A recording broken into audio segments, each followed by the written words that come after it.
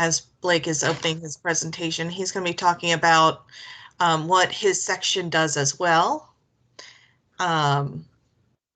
So we can also hold questions until after he finishes. Well, or anywhere in the middle. I may not notice you raising your hand, but Jennifer will. And I like presenting with Julia. It's we talked earlier today that it's a little more difficult when we can't see each other.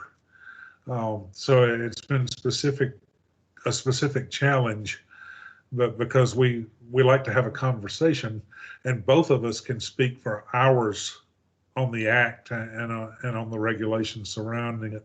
So if you do have any questions, or particularly questions about why we do certain things, both of us really like to discuss those, and we would like to help people, guide people to learn those things.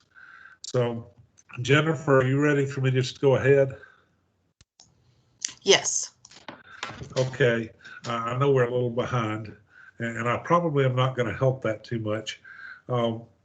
Jennifer said I'd talk a little about the section, and the business operations section generally takes care of most of the business functions of the division, purchasing, risk management, contracting, a lot of the facilities items, leasing, all of those things. And we have some very, very good staff working with contracts and all of those things, and most of you know them. But what I've started doing with my segment is to kind of expand on what Julia and I talk about, because we've had specific questions this year about area plans and about our process, how we do things in Georgia. When it's come to our attention, we've been on national calls and we've been in national conversations with other states as they work on their processes. And it's come to our attention that we're kind of unique in that we use performance-based budgeting, and we have an integrated process for contracting with the AAAs, not only contracting with them, but paying them, monitoring them, and for complying with the Act. And from Julia and my presentation a few minutes ago, we talked about area plans, and that the AAAs all must do an area plan. They have to do it according to, and let me get there, they have to do it according to a format that the state unit or the state agency determines, and the process we use.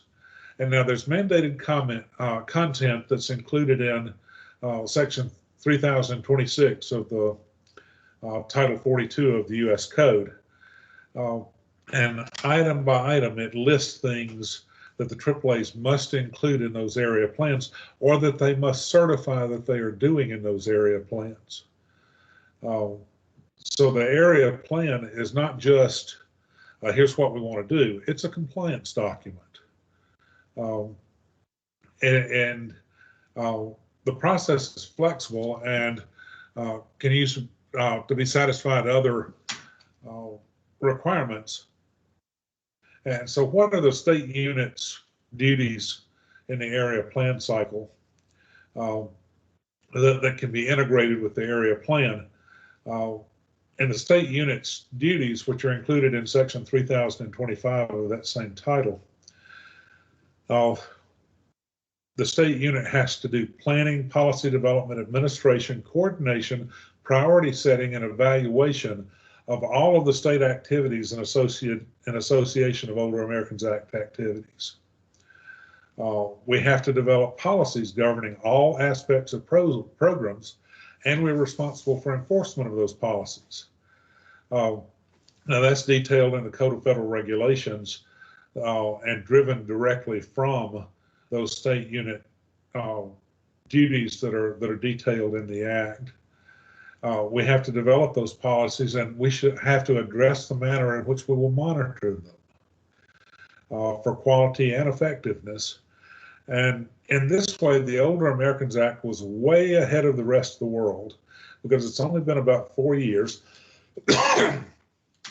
since the President's Office of Management and Budget collapsed several compliance circulars into one and called those the Uniform Grants Guidance. That's now contained in 2 CFR 200, which kind of includes just about every single regulation concerning how we manage federal grants, including the compliance supplement, which includes audit regulations. So the act was calling on accountability and a performance basis way before the rest of the world was. So really, whoever wrote that act and whoever has added to it over the years and the reauthorizations had quite a bit of foresight. In the Uniform Grants Guidance, there are some specific emphases that can be helped by the area plan. Effective internal control. How we make sure that we're spending the dollars during the time period of the grant, that we're using allowable expenses to spend the funding, and that we're monitoring compliance, because in the Uniform Grants Guidance, it's very, very plain that what's called the prime grantee, the agency that receives the federal funds, is responsible for any sub-grant underneath their grant or any of their sub-recipients, meaning the AAAs. So we are responsible at the state unit for the AAA's performance. It requires that we monitor activities under federal awards and that we evaluate risk to determine what's appropriate level of monitoring, and that there's a general focus on performance and accountability. They want to evaluate performance over compliance, even though they demand both. Now, we expect with high-performing plans and processes in the AAAs, the policies that we have developed over years are designed to help the AAAs perform at a high level with a client focus and to serve clients. There should be desired outcomes that are clearly defined and processes that are designed to achieve those results. And I'm kind of in Arvin Brown's sandbox here, but it overlaps. It touches every part of the organization. A high-performing plan is usually data-driven.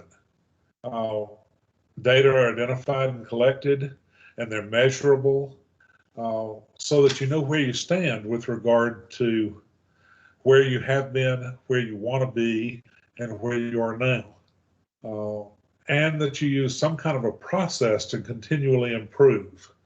The terms continuous process or continuous quality improvement are the prevailing terms, but all it means is that you're continually looking at your processes, you're continually evaluating your data, and you're continually adjusting to get you closer and closer to where you want to be. That's all there is to it. And we use this very simple model to do that.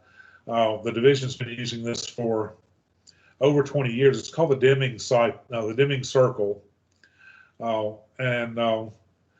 Dr. Deming was the person who went to Japan after World War II and helped them set up their production cycle and their production and quality protocols so that firms like Toyota, Sony, Hitachi, those kind of companies, using his techniques, begin to build and deliver very high quality and very efficient production. So that's called a plan, do, check, act circle. All it is that you plan, you put your plan into action, you check your results, and then you act to improve your results. Now, it's a never-ending circle, and many times it's shown rolling forward are rolling uphill so that every time you make that circle, you get better.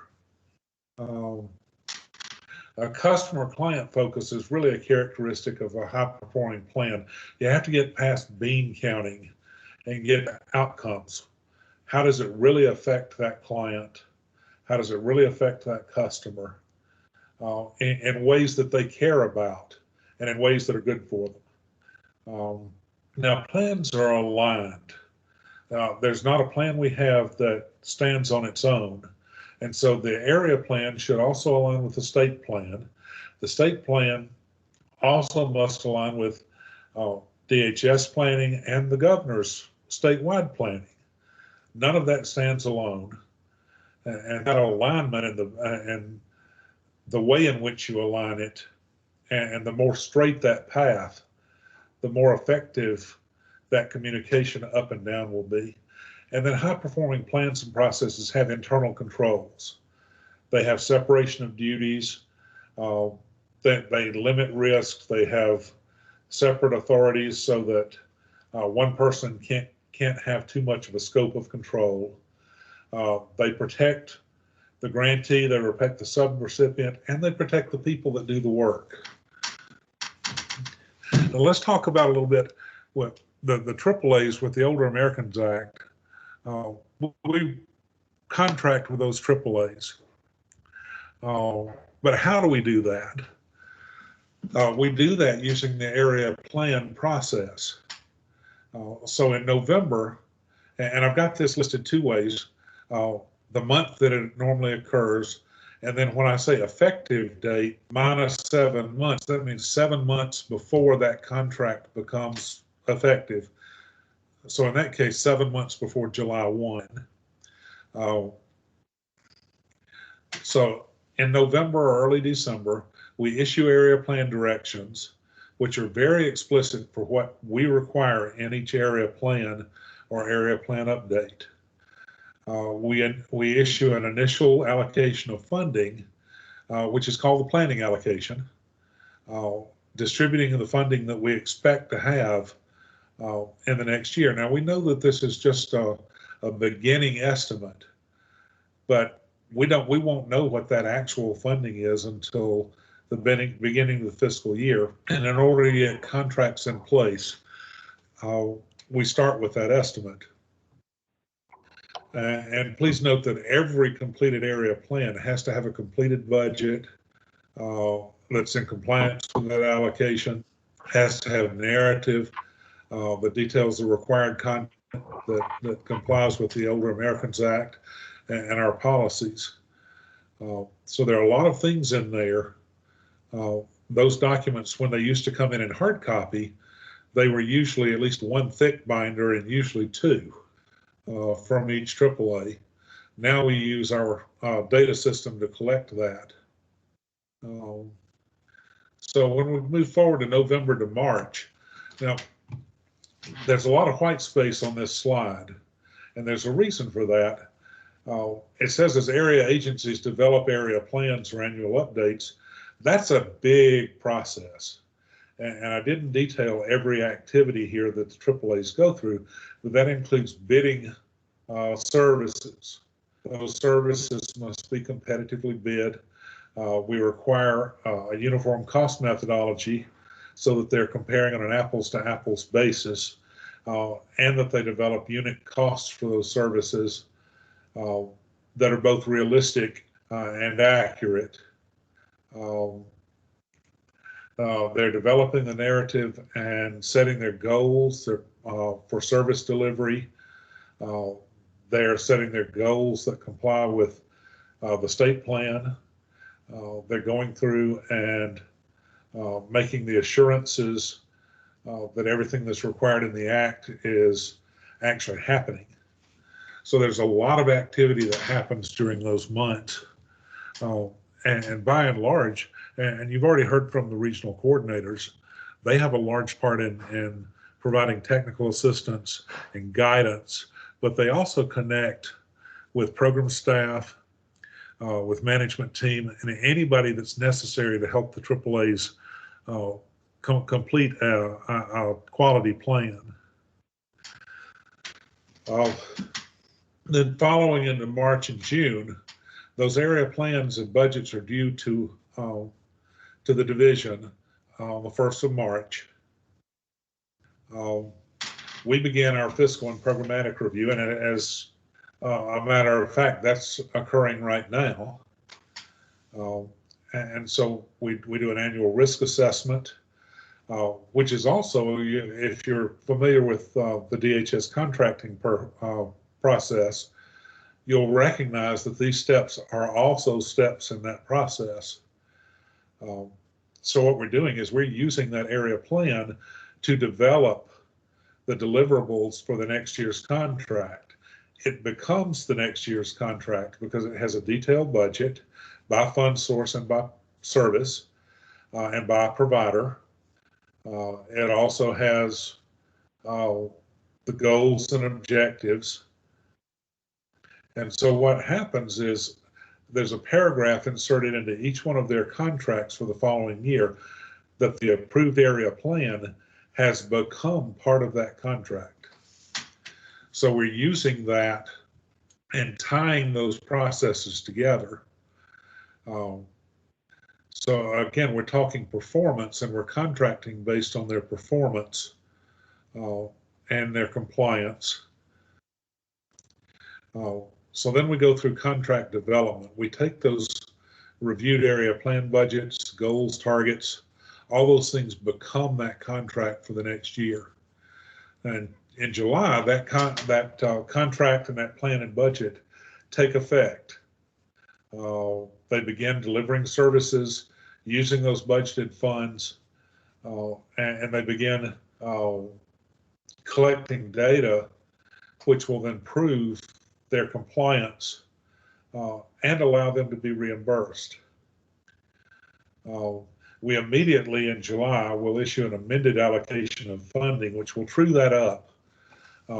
Because remember, November is a long time ago. So it trues that funding up, allows them to make adjustments to that budget, which we will then approve. Because in the interim, remember, the legislative session is after November. We might have received additional funds. We might have received a reduction in funds. We might have additional legislation or statute that now bears on what they do. There may have been action at the federal level that changes. So we have to true that up.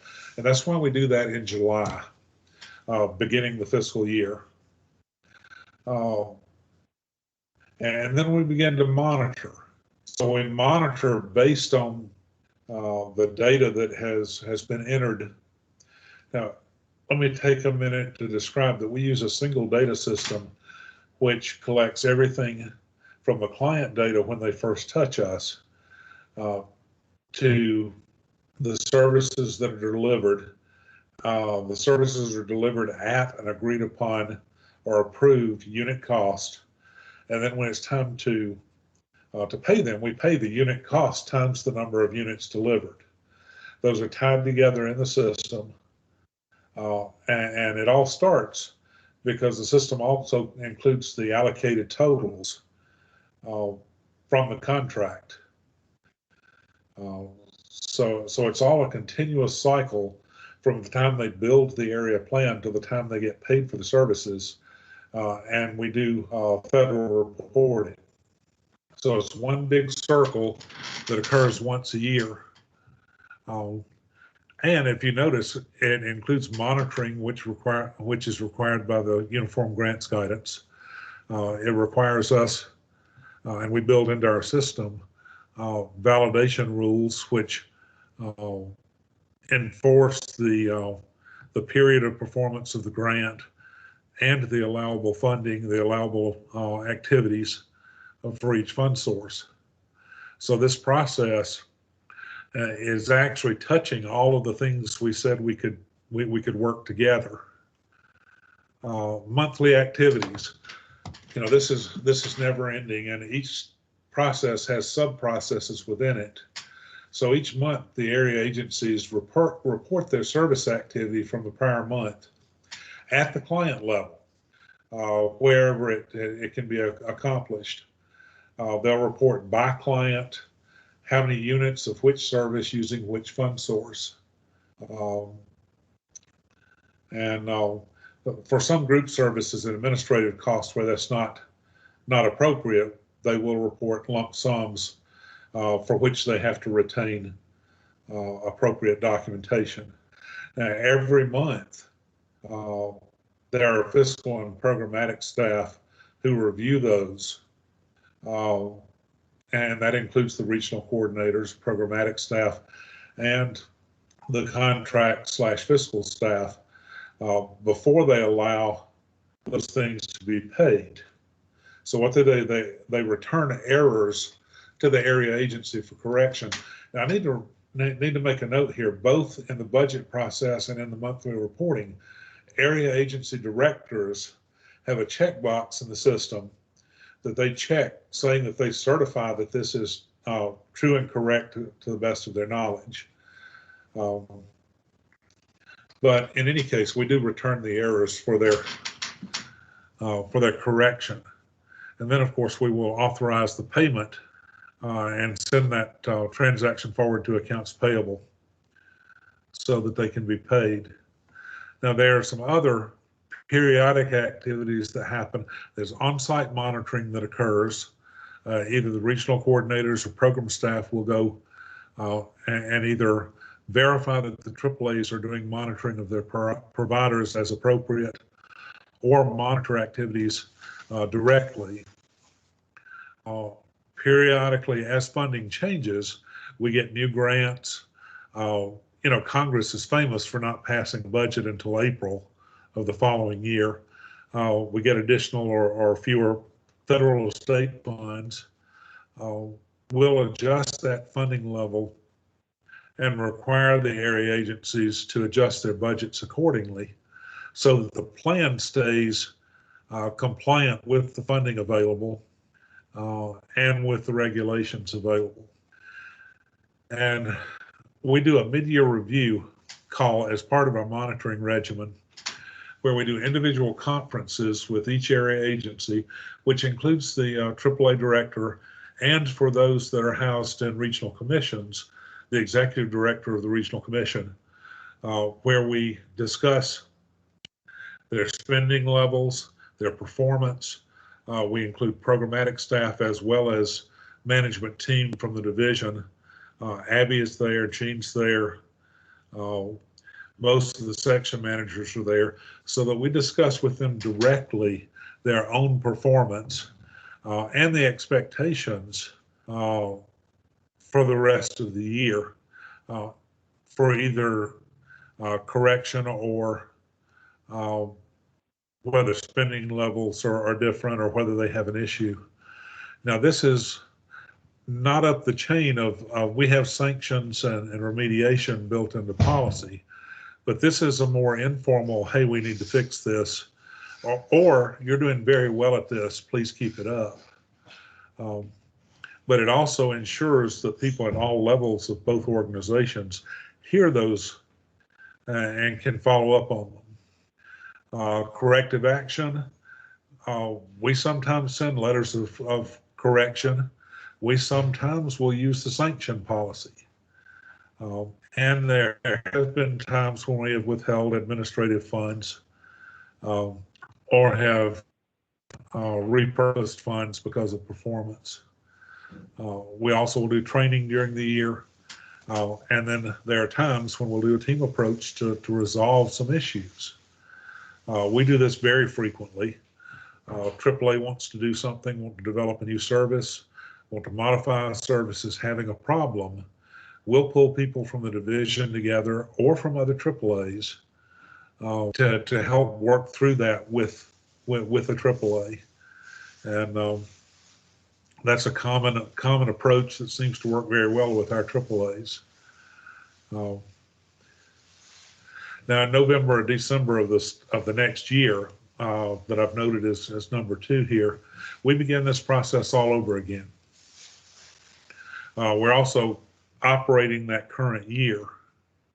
And then, of course, in June, that year ends and we wrap things up and are ready to go for the next year. In August, we do our final reporting, final payout. So this is kind of a sterile representation of the process because yes, there are things that have to move in and out.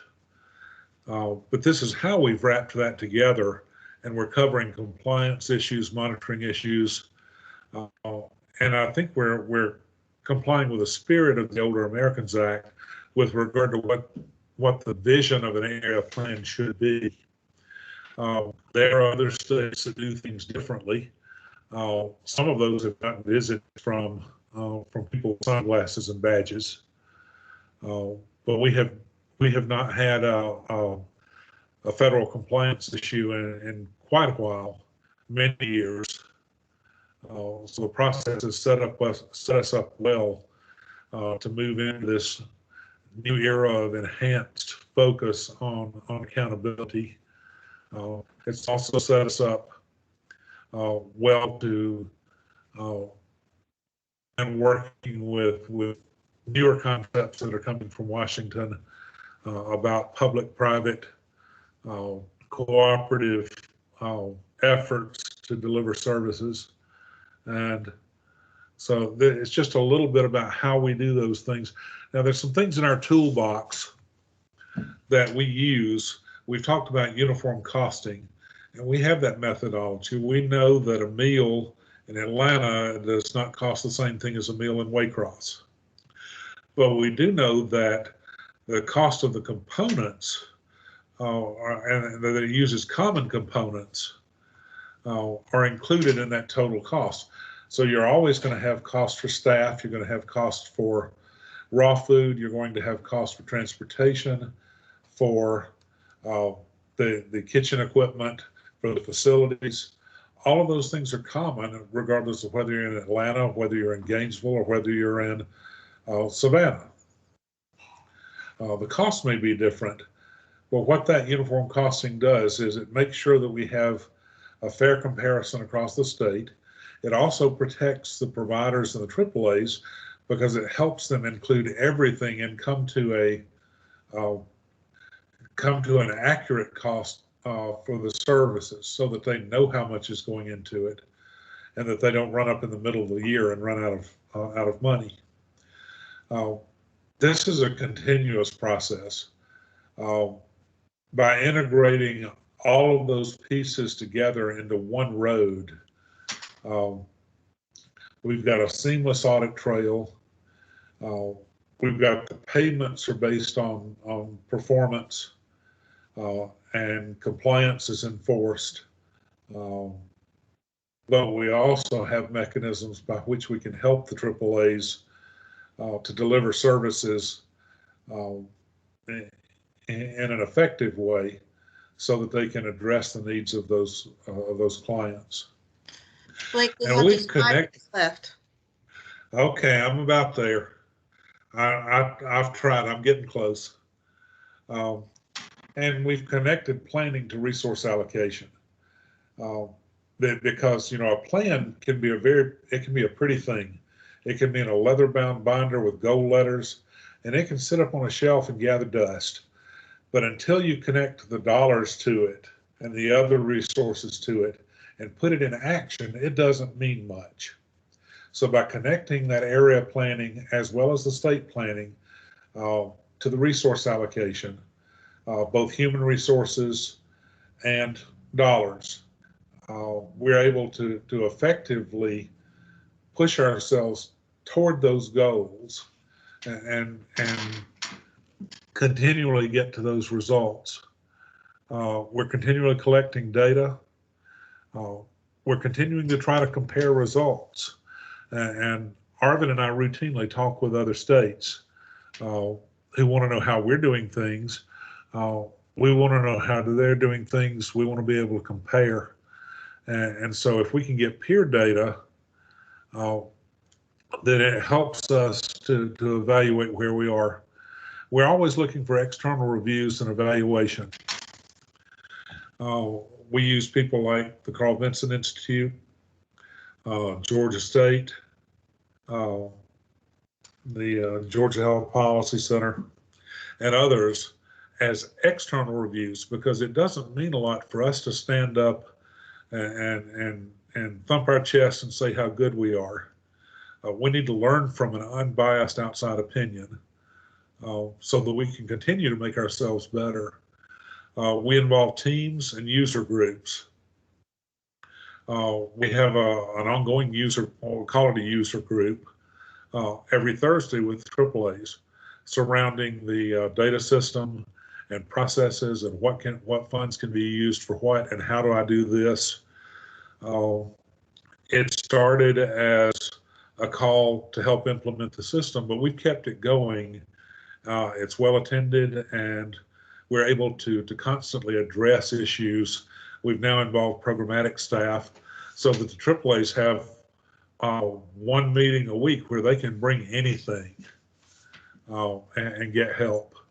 So that's in a nutshell. And again, that's the high level.